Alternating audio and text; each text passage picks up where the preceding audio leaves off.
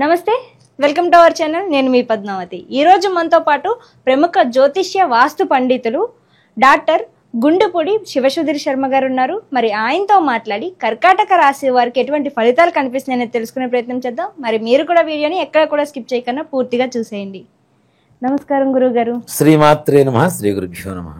గురువుగారు, మనకి ఆదాయ వ్యయాలు అనే విషయానికి వచ్చేసరికి ఆదాయం అనగానే మనకు వచ్చే సంపాదన, వ్యయం అనేది వచ్చేసరికి మనకి ఖర్చు అవుతుంది అని చెప్తారు కదా. అంటే ఇది వాస్తవమే అంటారా, లేకుంటే ఆదాయ వ్యయాలు కావచ్చు, లేకుంటే రాజ్యపూజ అవమానాలు కావచ్చు, ఇవి వేటి పరంగా లెక్క వేయచ్చు అంటారు?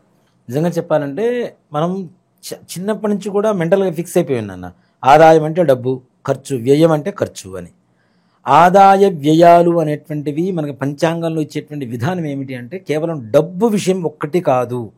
ఆర్థికం, ఆరోగ్యం, కుటుంబం, మనశ్శాంతి, విద్య, మనం అనుకునేటువంటి కార్య సంకల్ప విజయం, ఇవన్నీ ఓవరాల్గా కలుపుకుంటే వీటిల్లో ఏ ఒక్కటి లోపించినా మనశ్శాంతి లోపిస్తూ ఉంటుంది. కాబట్టి ఇవన్నీ కలుపుకొని ఆదాయ వ్యయాల రూపంలో చూపిస్తారు. కానీ డబ్బు మాత్రం కాదు, డబ్బు ఒక్కటి మాత్రం కాదు. మనకి ఓవరాల్గా ఈ సంవత్సరం మొత్తం ఉండేటువంటి ఫలితం, మనకు ఉండేటువంటి మనశ్శాంతి, మనకు ఉండేటువంటి కార్య విజయం ఏదైతే ఉందో ఈ ఆదాయ వ్యయాల రూపంలో చెప్తాం. కానీ కేవలం డబ్బు ఒక్కటే ఎంత వస్తుంది, ఇంత ఖర్చు అవుతుంది అనేది మాత్రం పిచ్చి అపోహ అని చెప్తాను నేను. కాబట్టి ఆ విధంగా చూసుకోకండి. తప్పనిసరిగా మనం ఓవరాల్గా జీవితం మొత్తం సంవత్సరం, ఇప్పుడు 1% ఇంట్రెస్ట్ అని చెప్తారు నాన్న, బ్యాంక్ వాళ్ళు చెప్తున్నా. 1% ఏంటంటే ప్రయాణం కదా. అట్లానే ఆదాయ వ్యయాలు కూడా మనం పంచాంగంలో చెప్పుకునేవన్నీ కూడాను సంవత్సరం మొత్తానికి పనికొచ్చేట్టుగా మనకు ఉండేటువంటి మనశ్శాంతినే ఆదాయ వ్యయాలుగా చూసుకోవాలని చెప్తాను. గురువుగారు, కర్కాటక రాశి వారికి ఉగాది నుంచి ఉగాది వరకు చూసుకుంటే అసలు ఎటువంటి ఫలితాలు కనిపిస్తున్నాయి? మరి ముఖ్యంగా వీరికి రాజ్య పూజ మరియు ఆదాయ వ్యయాలు ఏ విధంగా ఉన్నాయంటారు? ఈ సంవత్సరం కర్కాటక రాశి వారికి గత కొన్ని రోజుల నుంచి పడుతున్నటువంటి అష్టమ శని దోషాలు నివృత్తి కలుగుతున్నాయి. మార్చి 29వ తారీఖుతోనే. కాకపోతే కొన్ని రోజుల తర్వాత మరలా అష్టమ రాహుగ్రహ ప్రభావం మరలా రాబోతుంది. కానీ భాగ్యస్థానంలో ఉండేటువంటి శనిగ్రహ సంపూర్ణమైనటువంటి అనుగ్రహంతో చాలా వరకు అనుకున్న పనులు చక్కగా నెరవేరుస్తూ ఉంటారు. వీరికి ఆదాయ వ్యయాల విషయానికి వస్తే ఆదాయం 8, ఖర్చు 2. అలాగే రాజ్యపూజ్యం 7, అవమానం 3. చాలా విశేషమైనటువంటి యోగకాలంగా చెప్పుకోవచ్చు.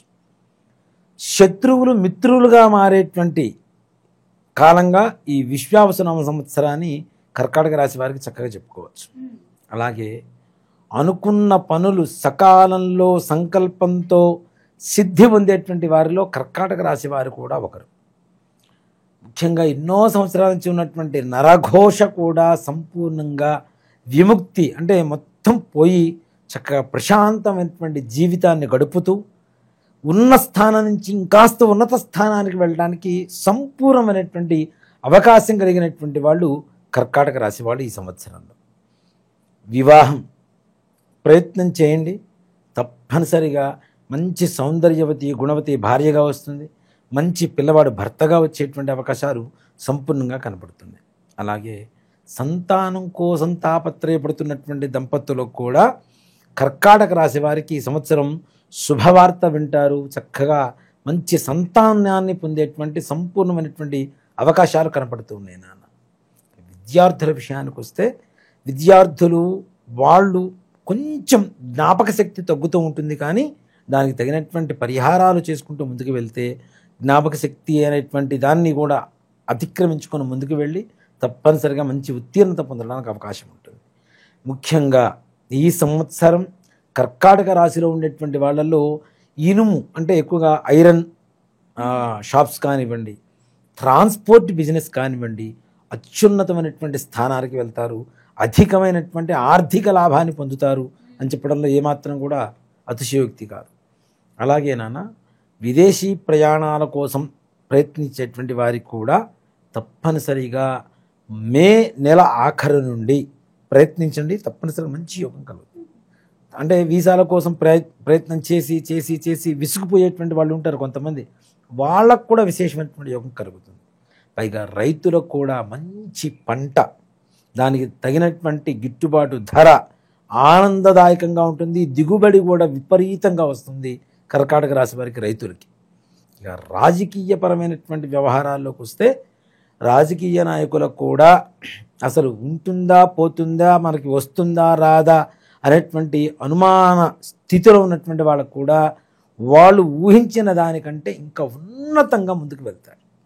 ముఖ్యంగా ఎక్కడైనా మనం ఉద్యోగం చేస్తున్నా, ఏదైనా వృత్తి పని చేస్తున్నా ఆ పైన ఉండేటువంటి అధికారుల మన్ననలు పరిపూర్ణంగా వీళ్ళ మీద వాళ్ళ అనుగ్రహం ఉంటుంది. దాంతో వీళ్ళు అనుకున్న దానికంటే కూడా రెట్టింపు దశలో జీతాలు పెరగడం, ఆర్థికంగా లాభపడటం, జనాకర్షణ కలిగి ఉండడం, ఇట్లాంటివి సంపూర్ణమైనటువంటి యోగాలు కూడా తప్పనిసరిగా ఉన్నాయి. ప్రభుత్వపరమైనటువంటి ప్రైవేట్ పరమైనటువంటి ఉద్యోగస్తులకు కూడా తప్పనిసరిగా ప్రమోషన్స్ వస్తూ, వాళ్ళు కోరుకున్న చోటికి బదిలీలు జరుగుతూ, అనుకున్నటువంటి సకల కార్యాలు కూడా సిద్ధి ఉండేటువంటి అవకాశాలు ఉన్నాయి. ఇప్పుడు ప్రమోషన్ వస్తే మహా అయితే ఒక 10,000 జీతం 20,000 అవుతుంది, 20,000 జీతం 40,000 అవుతుంది. కానీ వీరికి ఊహించనంత విధంగా ఉన్న జీతానికి 3 రెట్లు జీతం పెరిగేటువంటి పరిస్థితులు, తద్వారా కుటుంబంలో ఆనందకరమైనటువంటి పరిస్థితి ఉంటుంది. ఏదైతే ఇంట్లో పెద్దల అనారోగ్యం భయానకంగా ఉంటుందో అది కూడా సానుకూలంగా మారుతూ వీరికి, ఆ పెద్దవారికి కూడా ఆరోగ్యవంతులుగా అవుతూ ఇంట్లో ఆనందదాయకంగా ఉండేటువంటి పరిస్థితులు కనబడుతున్నాయి. వివాహాది శుభకార్యాలకు కావాల్సినటువంటి ధనం చేతికందడం. అలాగే ఈ సంవత్సరం కర్కాటక రాశి వారికి సంపాదన ఎలా ఉంటుంది అంటే దాచిపెట్టుకున్నంత, ఖర్చు పెట్టుకున్నంత ధనాన్ని సంపాదించేటువంటి యోగం కూడా, ఆర్థిక లాభాలు కూడా విశేషంగా ఉన్నాయి నాన్న. వాళ్ళు అనుకున్న దానికంటే రెట్టింపు ధనాన్ని వాళ్ళు సంపాదించడం అనేది జరుగుతుంది తప్పనిసరిగా. అలాగే విద్యార్థుల విషయానికి వస్తే కూడా వాళ్ళకు కూడా అత్యున్నతమైనటువంటి ర్యాంకులు వస్తూ ఉంటాయి. కొంచెం జ్ఞాపక శక్తి గురించి కొంచెం కాస్త ఎక్కువ ప్రయత్నం చేస్తే, కష్టం కాదు, ఇష్టపడితే తొందరగా ఉత్తీర్ణులు అవ్వడానికి అవకాశం ఉంటుంది.